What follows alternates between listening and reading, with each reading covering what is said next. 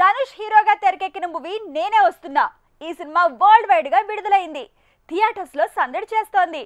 Different genre లో వచ్చిన ఈ మూవీ ధనుష్ ని హిట్ మెట్టెక్కించిందా? సీన్ రివర్స్ అయ్యిందా?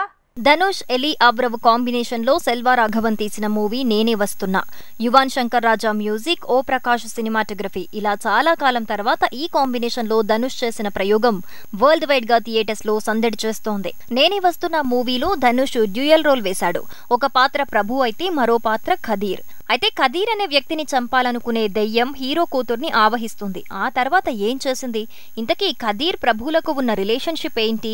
సోను అనే దయ్యం ఎందుకు హీరో కూతుర్నే ఆవహించింది, ఖదీర్ ని టార్గెట్ చేసింది అనేదే అసలు కథ. ప్రభు ఖదీర్ రెండు పాత్రల్లో ధనుష్ పాతుకుపోతే ఎలి అబ్రవ్, ఇందుజా ఇద్దరు తమ పాత్ర మేరకు పర్లేదనిపించారు. ఇక మ్యూజిక్ కూడా మ్యాజిక్ చేసింది. సినిమాటోగ్రఫీ సినిమాకే హైలైట్ గా నిలిచింది. నేనే వస్తున్న మూవీతో మరోసారి మెగా ఫోన్ పట్టుకున్న సెల్వా రాఘవన్ ఈసారి తన తో ఆకట్టుకోలేకపోయాడు. Thriller come horror genre plot first half బాగున్నా second half slow narration, logics miss అవ్వటం మైనస్ గా నిలిచాయి. ధనుష్ పెర్ఫార్మెన్స్ కి స్కోప్ ఉన్న పాత్ర చేసినా కథనం స్లో అవ్వటం, కొన్ని సినిమాటిక్ సీన్లు రొటీన్ టచ్ ఇవ్వటమే సినిమాకు మైనస్ అయింది.